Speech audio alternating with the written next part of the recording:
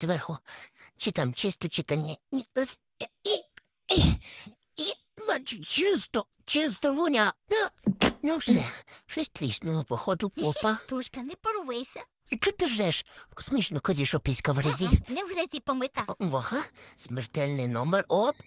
Луня, на тобі духовка. Бери тряпку, а я до холодильника. А то ти знаєш, ми з тобою на вихідні, як плоскогубці.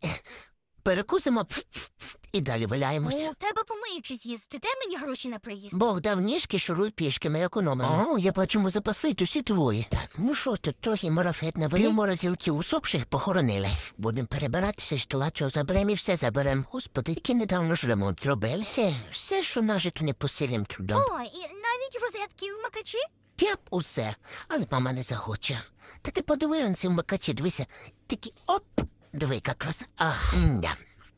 Рітята, ви не забули про нас? Допоможіть нам дозбирати на житло. Будь ласка.